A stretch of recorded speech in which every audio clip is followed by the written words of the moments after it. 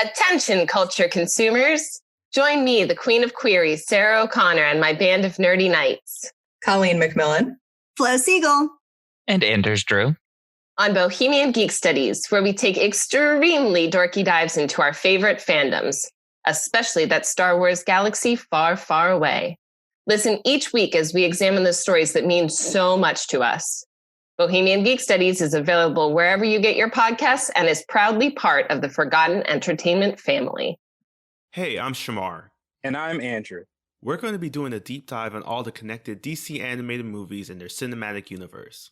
Yes, I'm here to discuss the interconnected storylines and point out how jacked everybody is.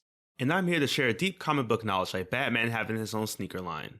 So check out yet another DC animated podcast. Part of the Forgotten Entertainment family and coming soon wherever you listen to your podcast.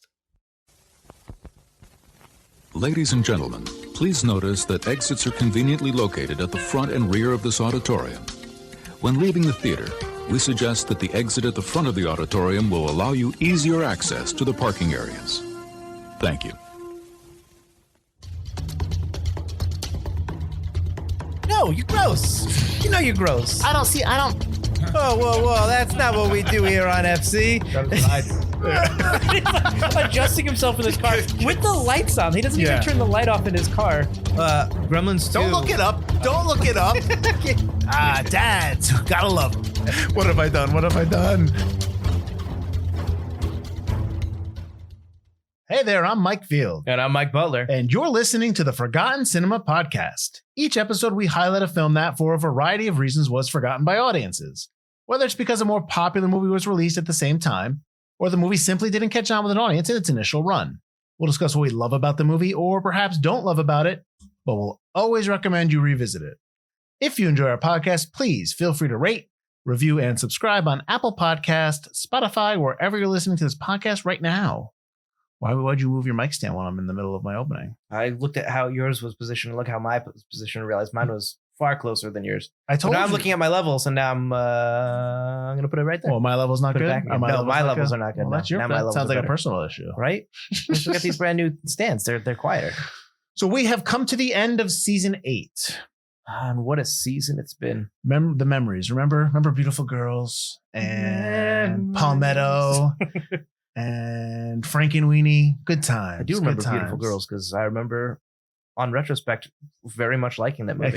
Excellent. So we look fondly upon season 8 as we move into season 9, which will be next week, of course. But right now, we're going to wrap up with the movie from 1994, the comedy Greedy. You did not see this before. I put this on the list because we did not see it. When we did the final countdown episode, I was looking at Kirk Douglas's filmography, saw he did Greedy starring Michael J. Fox, and I was like, Michael J. Fox did a movie with Kirk Douglas? Nice. And I had, for some reason, never heard of this movie or never saw this movie. Watched the trailer, thought it was hilarious, and I brought it up to you, and you're like, that might be a good one to put on the list. Yeah. So I was like, what's the only way I watch movies now? So put it on the list. All right, so I'm glad we put it on the list. Mike, why don't you tell everyone what the movie's about, and then I'll get into the facts. Uncle Joe is aging. He's also a millionaire. That's why his family is trying so very hard to get into his good graces. They all want a piece of his empire. Unfortunately, Uncle Joe isn't as stupid as his family thinks he is. He can see that his family is only nice to him because they want his money. Along comes Daniel McTeague, a struggling bowler, imported from another city by his family to put an end to this ridiculous situation. The fight won't be easy, though, because the poor family has a little bit of competition. A beautiful nurse who takes care of Uncle Joe and no doubt would love to take care of his bank account. Who gets all the money? Watch and find out. Who wrote that? You don't like me saying it. Don't tell me, because imported from another. What is he, a good? Is he a goods or something? Yeah, it's really weird. They ask him to come to the family home. Yeah. All right. So Greedy has a runtime of 113 minutes. It's rated PG-13. Production budget of $23 million. It was released on March 4th, 1994, which was a Friday. Opening weekend, it did $4 million. Domestic and worldwide were the same. So I'm assuming it didn't have a worldwide release or an international release, and it only made $13 million. So not a hit. Go ahead. Womp, womp. No, right? I'm surprised it's not a hit. Well, I think we'll get into maybe why it wasn't a hit. Gotcha. Production budget of, the production company was Imagine Entertainment, distributed by Universal Pictures. So it came out on the 4th. So let's go to the week before. You on the 25th of February, you had Sugar Hill, 8 Seconds, and In the Name of the Father. And so then on the 4th, which is when Greedy came out, you had The Chase.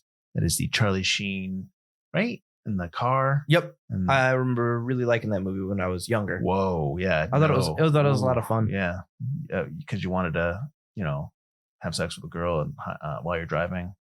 It's the only way to do it, right? Terrible. That movie's That terrible, same thing dude. happens in White Men Can't Jump when we did White Men Can't Jump. Yeah, but We White didn't Man talk Can't about Jump that. better. That's true. Angie, What's Eating Gilbert Grape, and in a limited release China Moon. And then the Wednesday after the 4th, so that 9th, you had The Ref, which is what we did 2 seasons ago, right? This last Christmas holiday, the last holiday. Yeah, so okay. well, one season ago, because we're at the end. And then on March 11th, which is the full week after the release of Greedy, you had Lightning Jack, Guarding Tess, which is not, we've seen that before, 4 Weddings and a Funeral, and then you also had the Hudsucker Proxy. Those last 2 are in a limited release, and that's a heck of a limited release because those 2 are pretty good movies. Yeah, we know you love Hudsucker Proxy. Hudsucker Proxy is funny, man. So real quick, because we are on the movie releases, one of the reasons why I think this movie didn't do well is because it went up against Ace Ventura: Pet Detective. So Ace Ventura: Pet Detective. So the Greedy opened number 2. Ventura was number 1. I want to say this is the 4th or 5th week of Ace Ventura. Ace Ventura was number 1 and was in the top spot 5 out of the first 6 weeks that it was out. So it was a huge thing. So I think that's probably part of the reason why Greedy maybe didn't catch on. Oh yeah. And maybe people are just expecting Back to the Future with Michael J. Fox. I don't know. Directed by Jonathan Lynn, who also did the movie Clue, which is what we did in season 5. Yep. I was trying to remember those seasons. He also directed Nuns on the Run and My Cousin Vinny. Written by Lowell Gans and Babaloo Mandel. Now Gans they're a writing team, so these are both their credits. With the exception, so they both were nominated for an Oscar for writing Splash. They also have Multiplicity, The Tooth Fairy, and A League of Their Own. Gans was an executive producer and a writer, and was basically big time involved in the 2 TV shows Happy Days and the spinoff Laverne and Shirley. I don't know if you've heard of those, but they're a pretty big deal. No, can't say I have. Cinematography by Gabriel Beristain. He did Blade 2, the 2015 TV show MacGyver, and he's also doing the upcoming Black Widow, which is coming out whenever. Composed by Randy Edelman. He did The Last Mohican, 6 Days, 7 Nights, and Anaconda. He did Last Mohican, 6 Days, 7 Nights, and Anaconda. Edited by Tony Lombardo, who has edited Just One of the Guys, Uncle Buck, and Sergeant Bilko. And then produced by Brian Grazer, who is, when you hear Imagine Entertainment, that's Brian Grazer and Ron Howard, but it's mainly Brian Grazer. He won an Oscar for producing A Beautiful Mind. He won Best Picture. He was nominated for Frost Nixon, Apollo 13, and Splash. Splash has a lot of nominations, which I was surprised of. Michael J. Fox plays Danny. I would assume you all know who Michael J. Fox is. If not, he is from these trilogy called Back to the Future. He's also in The Secret of My Success, a little favorite of mine, and in TV show Spin City. Kirk Douglas, who we lost in 2020, rest in peace, played Uncle Joe. He was in The Final Countdown, Butler. That's right. He's also Spartacus, and he was also what? No. I'm Spartacus. Correct. And he's also in It Runs in the Family. Nancy Travis is Robin. She is also from another movie we did, which was season 3 or 4. So I Married an Axe Murderer, maybe 6. I don't remember. I think 6. Was it the last? Who knows? They're all blending together now. She's also in 3 Men and a Little Lady and the TV show Last Man Standing. Olivia Diabo is Molly. You might know her as the older sister in The Wonder Years for all the old people out there. She's also in Porn and No Return. And she's also in Law and Order Criminal Intent. She plays Nicole Wallace, which is Goran's kind of like nemesis. And she's in like 5 or 6 episodes. And she's just as okay. Never mind. I'll get off my criminal. Man. Listen, he tweeted that they want to do another movie, so I'm ready. Let's go. All right. So Phil Hartman plays Frank. Obviously, you should know Phil Hartman from his years on SNL. He's also in Jingle All the Way, but you should also check out Newsradio, the TV show, because he is fantastic in that. Ed Begley Jr. plays Carl. Whoa. What? Phil Hartman is also in So I Married an Axe Murderer. Oh, you're right. I apologize. Good scene. We talk about it. Ed Begley Jr. is Carl. He's from the TV show St. Elsewhere. He's in the movie A Mighty Wind and She-Devil. Jerry Burns is Glenn. He's on mainly TV, Dear John, Justified, and Angie Tribeca. There are a lot of people in this movie. Colleen Camp as Patty. She is also from Clue. She's in Die Hard with a Vengeance and The House with a Clock in Its Walls, which is another movie we did our last Forgotten Horror. Yep. Bob Balaban, excuse me, that's wrong. Bob Balaban as Ed. He was nominated for an Oscar for Gosford Park. He actually wrote Gosford Park. Well, maybe co-wrote it. Oh, he produced it. Yes, and he's also in it. Yeah. He's in Best in Show, and you might know him as the NBC executive in the TV show Seinfeld when they sell the show to him. He's the exec that they try to sell the show to. And then I believe, doesn't Elaine get him sick because she sneezes in his food or something like that? Oh, maybe. I don't remember. Yeah. Joyce Heiser as Muriel. The reason why I have her here is because I was looking at this movie and I'm like, just woman looks familiar, like really familiar. She's the lead in Just One of the Guys. Did you ever see that movie? Yes, but I thought she looked a whole lot like Maura Tierney. No, I guess she looks like that too. Fiorentino from Correct. I had coffee. Yeah. Sorry, I was drinking a coffee. So I was like, but I know she's not, but she looks a lot like her. But yes, she looks like a lot of other actresses. She's also in LA Law and this which is a TV show, and the movie This Is Spinal Tap. Mary Ellen Trainor as Nora. She was from The Goonies, Romancing the Stone, Lethal Weapon 2 and 3, and also Die Hard. Siobhan Fallon Hogan as Tina. She was from Men in Black. She was married to Edgar. She's also in the TV show Wayward Pines, the movie The Negotiator, which we did. Okay, I was waiting for you to jump on that. And the movie Holes. And then a couple other, little bit parts, but they're people that you would know. Condi Alexander as Laura. She's also in the TV show Newsradio. She's on CSI for forever. Jonathan Lynn, the director of this movie, plays Douglas, the butler in this. So if he looks familiar, he's also in Three Men and a Little Lady. And then did you notice Kirsten Dunst in the movie? I didn't. I saw her in the cast. I was like, oh, she plays one of the daughters. So you only see her when they first get to the house. And they're like, come on, Jolene, Joanne. And they walk in. Yeah. That's the only time you see her face. And then obviously in the posters. And then Lola Gantz, the writer, plays that TV director that is like. I did see that in the Goose. That's one of my favorite parts of the movie. You want my ass? My ass? You want to sit in this? Yeah, sure. Come here, establishing shop going down. Get out of here. All right. So I had seen this movie. This is a movie that I quote frequently with another friend of mine. I'm going to tell you right off the bat, I love Phil Hartman in this movie. He is my favorite thing in this movie. So I'm curious what you thought of it, because you had only seen the trailer and all that stuff. So go ahead. I liked it. I thought it was really, really good. I enjoyed a lot of it. I'm surprised I have never seen this movie.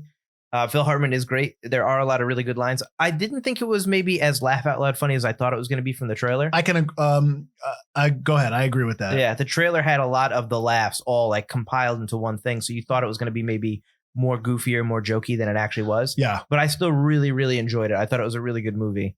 A little predictable, but that was fine. Yep. Do you think that was there going to be that huge twist at the end? Did you think that was real? Like that was legit. Like you were expecting that to happen. The very end twist in the courtroom or in the lawyer's office. Well, just the fact that he's poor and that, but the whole thing where he's not poor. I was waiting to see like a twist where the money would go away, where part of it would just be taken care of him. Mm-hmm. I was waiting for that. But then even after they said he was in debt, what I was expecting was, but if you sell off all his assets, you are no longer 95,000. You are now have $5 million or something like that. So I was expecting that, but I was not surprised when the end twist was, it was all just a thing to Which the very end twist when he walks out, I was waiting for the whole movie. Yeah, which is great. All right, let's go. And he gets up and walks out. No more lies, no more deceptions. All right, I promise. Just to jump to the end when he was just like, you can't do this. He's like, you don't want it? Let me finish.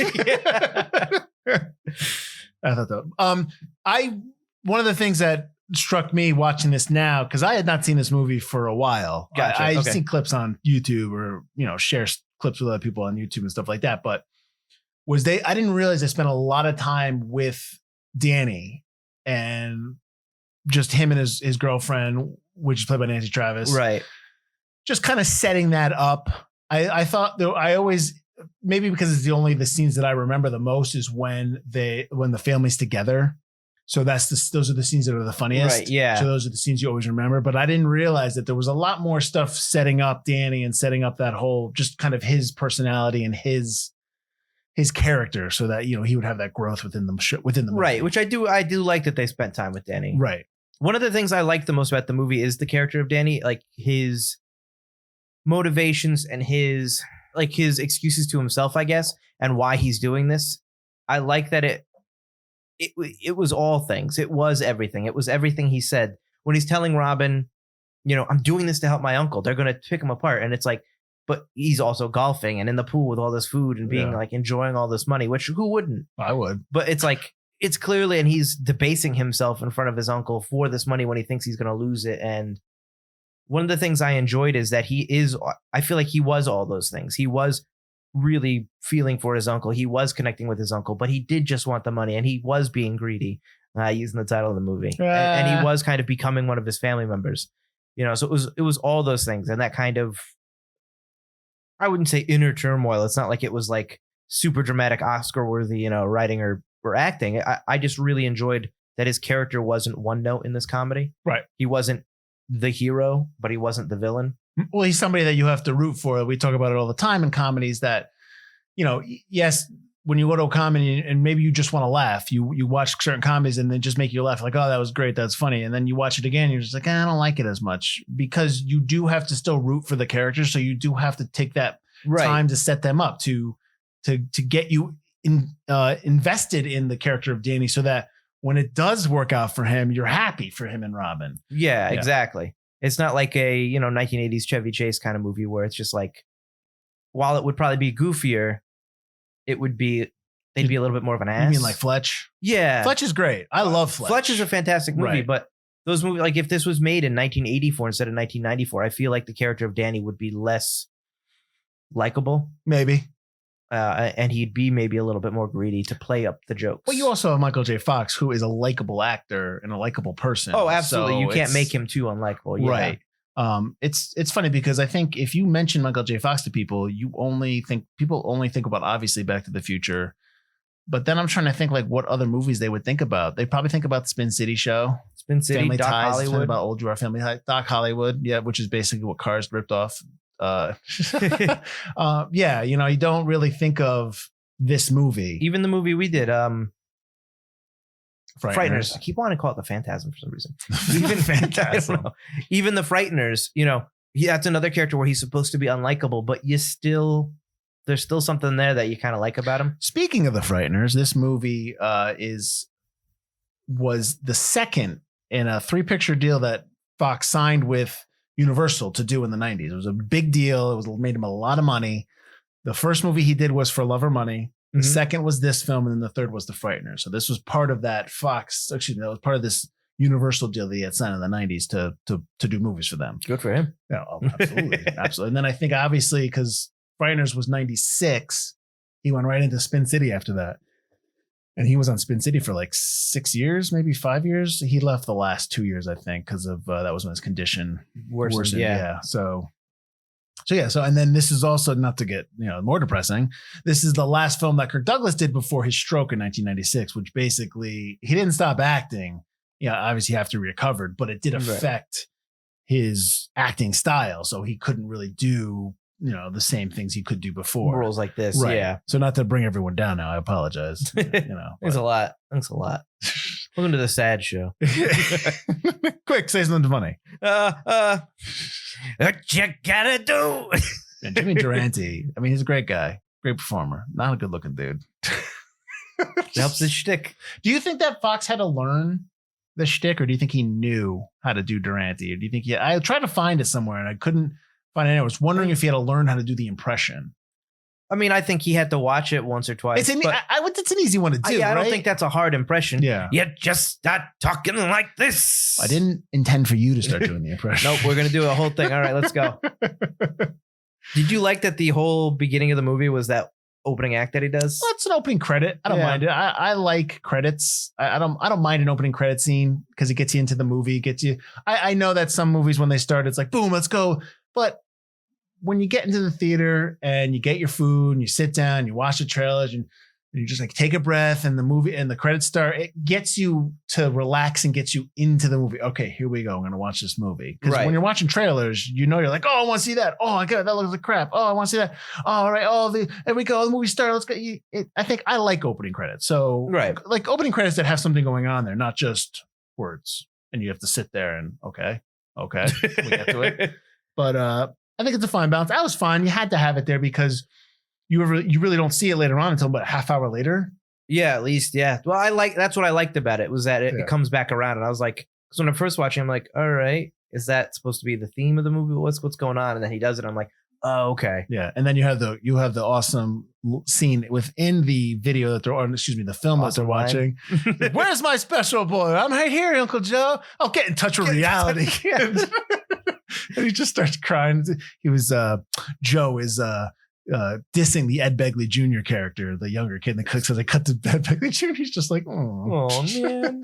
But I'm just laughing. That kid does look like a whole lot like a young Ed Begley. I was like, that's a good casting right there. Yeah. That kid, spot on. So, I mean, I don't want to sit here and be like, because I'm going to tell you right now, the funniest person in this movie is Phil Hartman.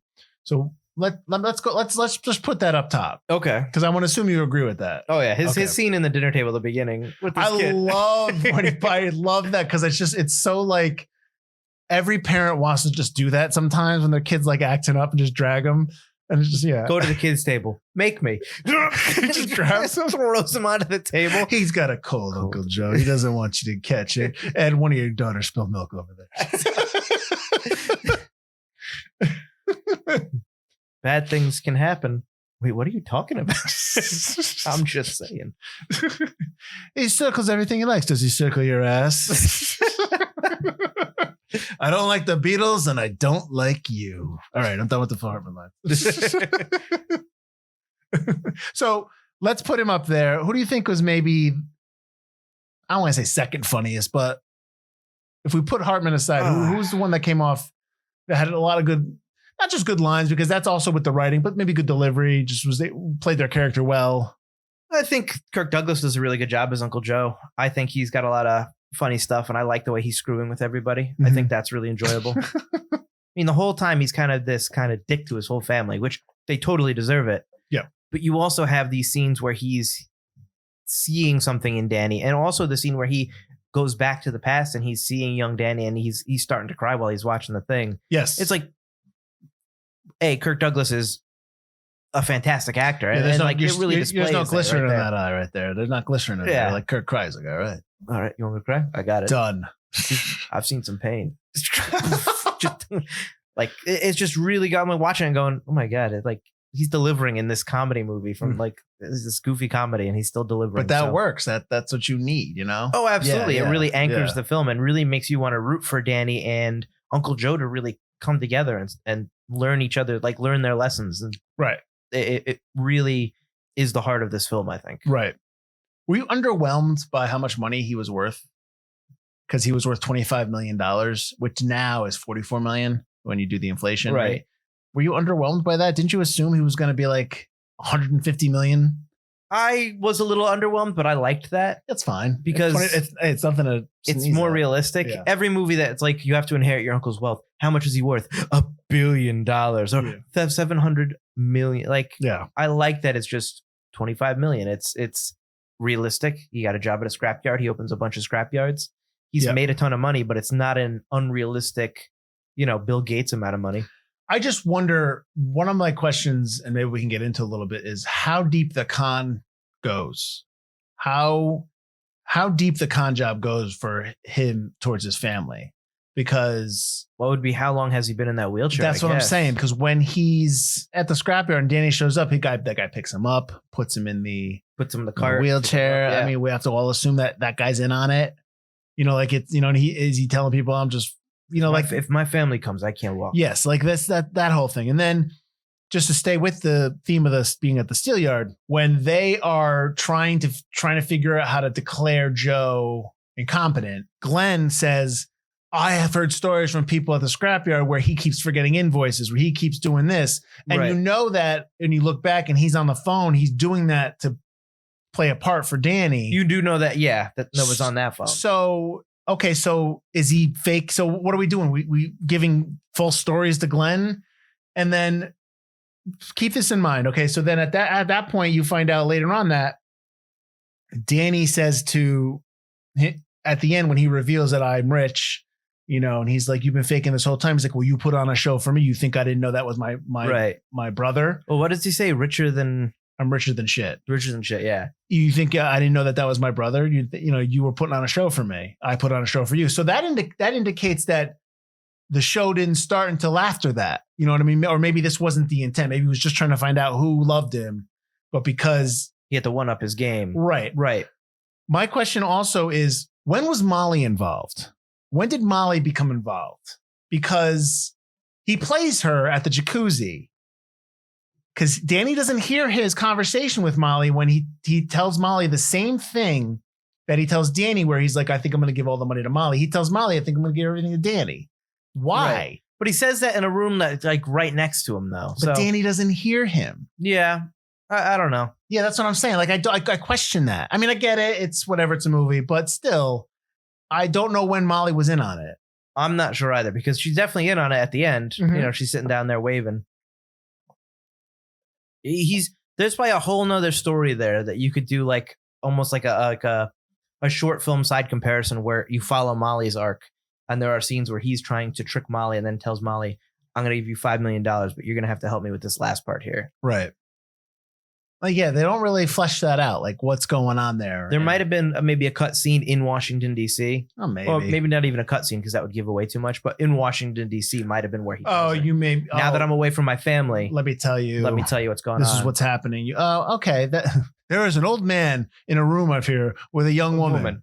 Austin Pendleton is great in any, like, as soon as you see him in the hotel, you know you've seen him in pretty much everything in the 90s, and his lines are so good. Sir, does this name badge say moron to you? Like, he's so rude right back to Michael J. Fox. It's awesome. Most of the rooms here have old men with young girls. This is Washington. Now, can I get you a room? Yes. No, I don't want a room. Give me the pill. I will make sure they get them. Yeah, I'll take a room. But it better be the cheapest room. I love the scenes at the dinner table. They're talking about each other's problems, you know, and they keep trying to one up each other or like cover each other up. Oh, right. I didn't hit the school bus. All the kids were fine. And the nuns. Tina has the drinking problem, and she goes up to Robin at one point and goes, what are you drinking? Oh, a 7-Up. I'm not much of a drinker. You will be. Happy birthday, Uncle Joe. That was last week.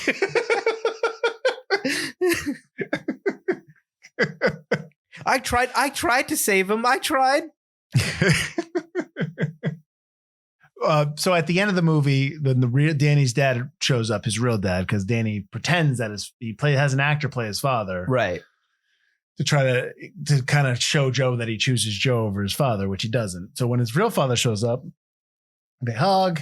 I can't, that's why I left. And you have that moment. He's like, obviously Danny realized he was wrong. He's become one of the family members. Yeah. And then his father just leaves. Well, because his father is still mad at Joe because his father realized Joe hasn't changed. I get that, but he doesn't say I'll see you outside. Hey, I know I've been away forever. Let's not grab dinner or lunch or something. I'm just going to leave. He just walks out. And when you watch him walk out, he leaves the entire office. No, yeah. Well, because Danny doesn't choose his father. He apologizes for what he's done and what he's become, but Danny hasn't shifted yet. Danny is still in that office. He's still he hasn't walked out yet. Mm-hmm. Not until he finds out that Joe is poor. And even then, he's just so mad at Joe. Then he leaves. Mm-hmm. But it takes that whole fight between him and Phil Hartman to really learn. Wait, no, I have a metal plate in my head. Really? No. We've been eating shit for you for years and saying, can I have some more? Not anymore. Oh, we'll be back together at his funeral.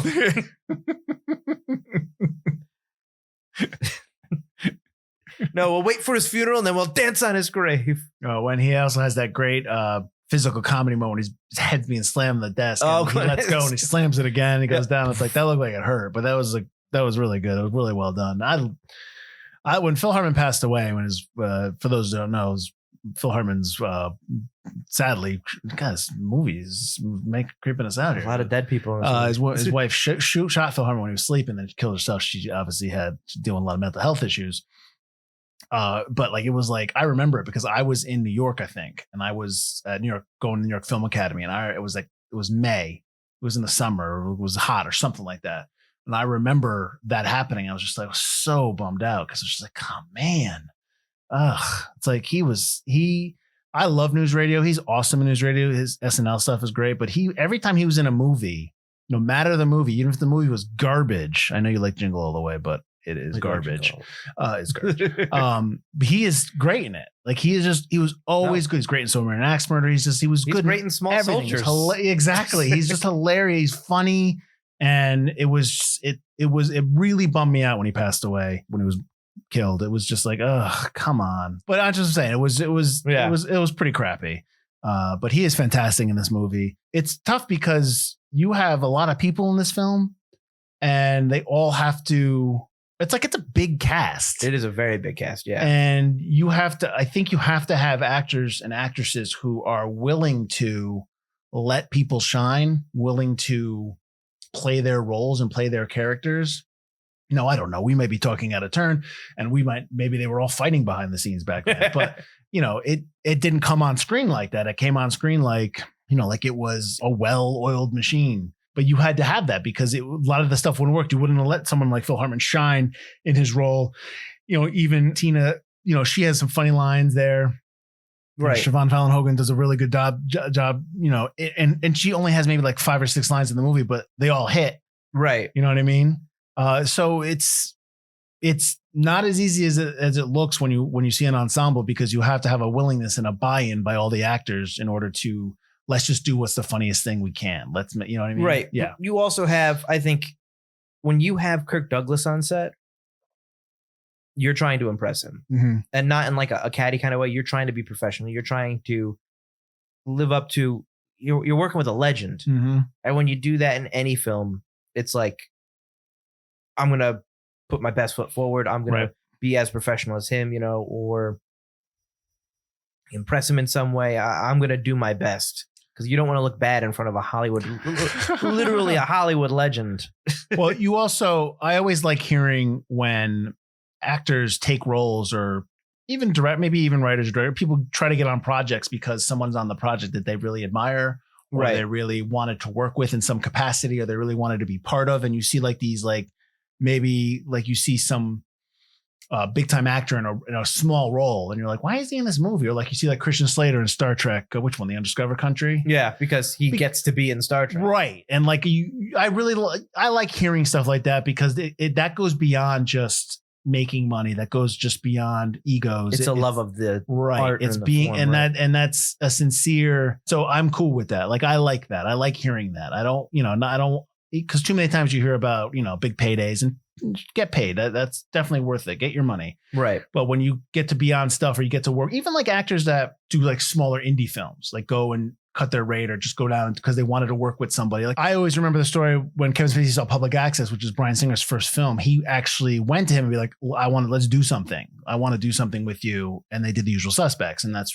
so I always like hearing about, just even bigger people want to work with talent. Seeking out talent, seeking out just wanting to do stuff, with directors or actors or actresses or, writers, whatever. That goes beyond just let's make money, or let's just, pay my bills, which, listen, I understand that. Pay the bills. I get that. You got to do stuff. You do movies to do other movies. I get all that.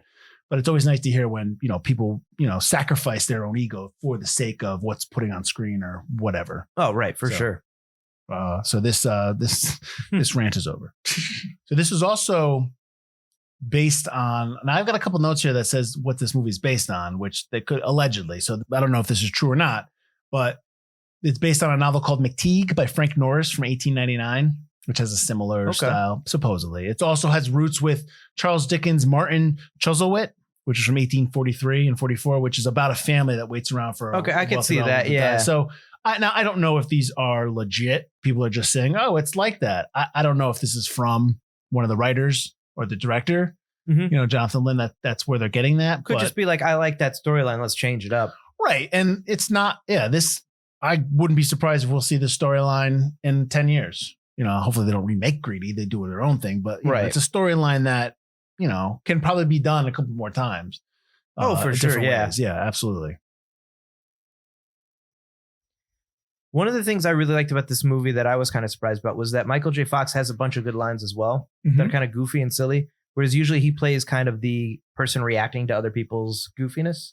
Such as? Well, when he gets drunk, a lot of the stuff happens at the beginning, but when he gets drunk, he's got a lot of like really funny, he's just talking super ridiculous. Like he talks in a way that, a drunk person would talk, although he doesn't talk, he slurs words and stuff, but he says different things like when the investigative reporter or investigator opens up the door, he goes, "Who are you?" And she asked, "Danny McTeague." "No shit, that's my name too." And he's with his girlfriend and it's just like they kiss once and he goes, "Great, now I'm impotent." It's one kiss. No, you know what? That's the story of my life. And he starts yelling at her when he's in his underwear and he wants to go get more booze because he's finished an entire bottle of Jack Daniels by himself after messing up his bowling game. She goes, "You can't go out. You're in your underwear. You know what? If I want to go out in my underwear, I'm going to go out in my underwear. I'm a man. I can go out in my underwear." And he leaves the hotel room in his underwear. No, he takes off his pants. Oh, he takes off his pants, right? Because he calls her out. Yeah. Takes off his underwear. If you know what? If I want to get naked and he takes off his underpants and throws them down, I'm going to go out naked. And he walks like 8 steps out, comes back in and goes, I don't want to. And then when they go to the diner scene and they're looking at the pictures of Molly at sunbathing in the pool naked. And he goes, "Oh, these are great. Do you have one where she's leaning over a saddle looking coy?" Like he's got a lot of funny lines that I was like, I like that he's got some of the good lines too. One of his lines that I enjoyed was in the beginning when he's like, "Oh, my wrist, it's hurt. I have to retire. I have to get rid of it." She's like, "Did you go to the doctor? Did the doctor tell you that?" "No, Al, the janitor at the bowling alley. He was able to fit me in. Of course I went to a doctor."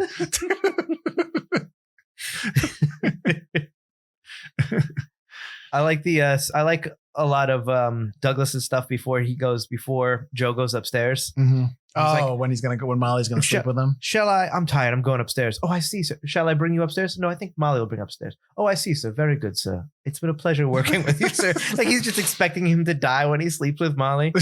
"So may I have a reference before you go upstairs?" And then he goes upstairs, and for some reason, the actor's just hiding in the bathroom. "Hey, Joe." Like, what? When they're the back and forth and the families are fighting with Molly and Molly's like, "I'll sleep with him," and they're just like, "Oh, forget it." Yeah, that's automatically he lost. I like when she comes down in the her lingerie. Yeah, and Phil Hartman's son drops the glass, and then Phil Hartman drops the glass as well. I also like his line, Phil Hartman's line, when he finds out Uncle Joe's broke. "No, shitting in a sailboat, that's the shock. This is a fucking disaster." The other thing too is, like, there's no sons and daughters. It's all cousins. It's an uncle. Right. It was that dynamic of, I wonder if that's because it makes it a lot easier for them to vie for his attention, because if it's a son, he's going to automatically get it. Right. Yeah. Well, it's also the fact that I think that Joe isn't very likable in general. His opinions are exactly why Danny's dad left. Well, he probably doesn't have a family. He doesn't have a family because he lived a life where he was kind of a curmudgeon. He was kind of a mean dude. Yeah. And now at the end of his life, he wants to, share it with somebody to have family. Now he cares about family. But he clearly had, if he's got all these cousins, he's probably like a brother of, one of 5 siblings or something like that, Well, that's weird because when he mentions his past, he only mentions that he had one brother. Right. So that's why I'm like, where are these cousins? Are these like distant cousins? And cousins and sons and things. And, yeah. Oh, the brother could have gone out and had like a bajillion kids and then. No, I know. It's just, I understand what you're saying. It was just a weird dynamic where it's an uncle and a bunch of cousins. There's no brothers. There's no, except Uncle Joe's brother, but there's no like sons and daughters. And right. Anyone closer that would automatically get, or you would think would automatically get that money, would earn that money. But like you said, it's probably a way for them to make it easier on who gets the money and making it cut and dry. Right. It's definitely, yes. So the son would just be like, "All right, I'm putting you in a home, Dad. All right, I got all the money." I like when we get to do a movie that's a comedy and it's fun, but like there's like so little facts. It's us usually just doing lines, which is fine. It's one of those eps, and that's not a problem. I did one of my last notes in terms of just working behind the scenes is that Michael J. Fox was professionally coached by one of the Pro Bowler. They actually show him Johnny Petraglia. He's in there like really quickly. He's like when he's bowling. Oh, is he the guy that hits the strike and it cuts to him? And he's right. Yeah, you see the back of his shirt. Yes, yeah. So he had, and I thought he came off well. He looked like he could bowl. No, yeah, I do like that one. We're gonna get into a movie next week where I have issues with the cutaways. This is like You shouldn't. Michael J. Fox is actually doing it. Okay. And I like that. Although he's probably the most in shape bowler I've ever seen in this movie. Well, he's thin. He's young. He's thin, but he's kind of like cut too. I was like, Michael Cut? Fox kind of in shape there. So he's an actor. Yeah, but That's what they bowlers. do. Well, when I think of bowlers, I think of like Kingpin and stuff like that. he wasn't a very successful bowler, so I guess that was why. He was like right there on the cusp. All right. I mean, I don't think there's much to say except, I mean, we saw Greedy it was on Prime. I rented it on Prime. Yeah. So it's available. It's out there. It's one of those 90. I mean, it's one of the 90 films that we could get. So that's good. Yeah, not streaming, but available. But it's like not, we're not watching a standard definition version. This is Universal, so I would be surprised if at some point this doesn't come to Peacock at some point. Oh yeah, maybe come on, Universal, get it on Peacock. Let's go. What am I paying for here?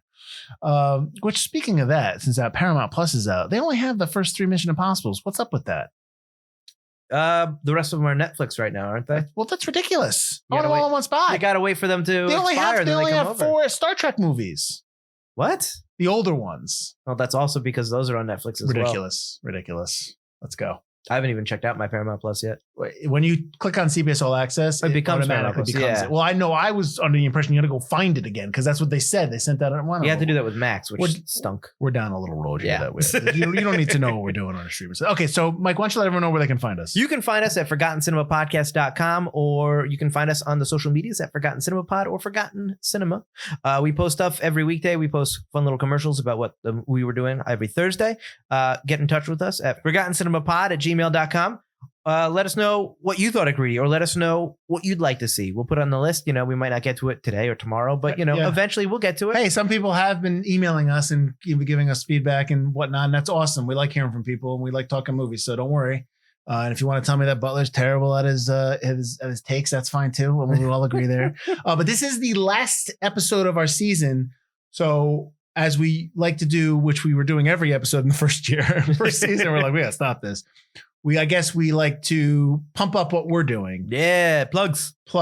I'm not going to plug, about Forgotten Entertainment, about the stuff. Should we plug the limited series stuff or not really? Check out Forgotten Entertainment. We've got a bunch of awesome stuff there. Yeah, there's some stuff this is the end of April right now that you're listening to this. So yet another Star Wars podcast is probably already on and yeah, going well. I believe the next one up is yet another DC animated podcast, which focuses on obviously the DC animated world. And I don't remember when that starts. It's either starting or it's about to start. And then it's about to start. Yeah. And then the end of May, you have On the QT, which is a 10 episode season about Quentin Tarantino films. Each episode's one Tarantino film. It's done by John Amenta and Lloyd Green from Panacomics, panacomics.com. Check them out. They're friends of the show, and we've been on their podcast enough times where other podcasters are complaining now. So we apologize.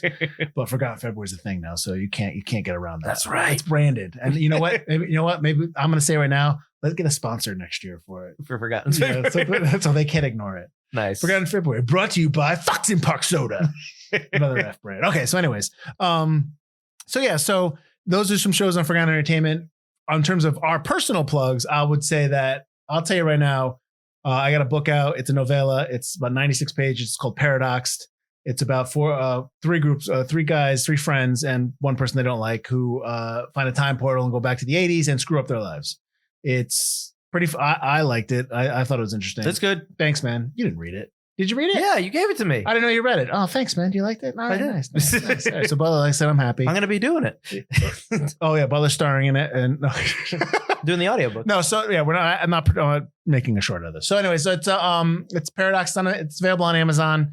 I think it's like $3.99. You can get it as an ebook as well, and obviously Butler's doing the audiobook for it, so you can hear his voice doing, my words, if you will, right? Field's voice. My no, your voice, my Field's words, my voice. Yeah, there you go. So that's Paradoxed, Paradoxed. Nice, I said it right. All right, and that's it. That's pretty much what I've been doing, right? And editing constantly. But go ahead, Butler. What have you been doing? Here comes everything. I've got 2 other podcasts I do. I've got 2 Player Bros, a podcast by 2 guys who play way too many video games. Join me and my buddy Dave. Sometimes my brother Alex, as we talk about all things video game, PlayStation, Xbox, VR, Nintendo, PC. We have it all. We play it all. Check us out. We're available at twoplaybros.com, forgottenentertainment.com, or wherever you listen to podcasts. I've also got Cracking One Open with Mike and Elise, a podcast I do with my fiance Elise, where we crack open a different brew every episode. And Elise gives you the history of the beer. She's your beer fresser, as we call her. And she goes over the history of the hops, what the hops are used for, the history of the breweries. Sometimes we get to interview the brewers, which is really cool. So check that out. Hopefully we'll be doing some video content toward the summertime when things kind of get more relaxed in terms of COVID stuff. But we do have other like over the phone or Zoom interviews with different brewers and breweries, and we find out what got them into it and how everything's going and stuff like that. So it's really fun. And then we do the tasting notes on the different beers at the end of every episode.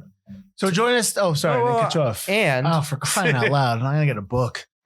Go ahead. Speaking of books, I do audiobooks, as Field mentioned, with Paradoxed. I do audiobooks on audible.com. So look for me, Michael Butler. I do audiobooks, mostly horror books right now, but I do have a couple of sci-fi books.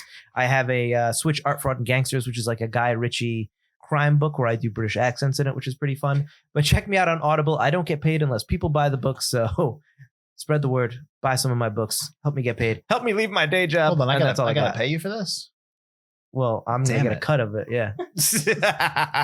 Are you done now? Are you done? I've also got 9 other podcasts in the works. That is all I got. All right, so join us next week, which we start a new season, and it's a themed season. So next week it's going to be called, we're changing the name of the podcast to Forgotten Summer. That's right. And what this is, can you guess what we're talking about? So we're going to be talking about movies that had a summer release and then were forgotten about. And we'll get into why. So 13 movies, 13 summer films throughout the years. Next week, which is funny because next week, the first one wasn't really a summer release. It was released in April. You son of But it came out in the summer after that. So I don't want to hear it. But anyways, and we'll get to it next week. But next week, we're doing a movie called Croupier, which was done in 1998, but it was released in 2000. It's with Clive Owen and Alex Kingston. And a bunch of other British actors that we'll get into next week. So that's Croupier. What are you looking at me like that for? I'm not looking at you like anything. Darn right you're not. All right. That's next week. I'm Mike Field. I'm Mike Butler. And this has been Forgotten Cinema.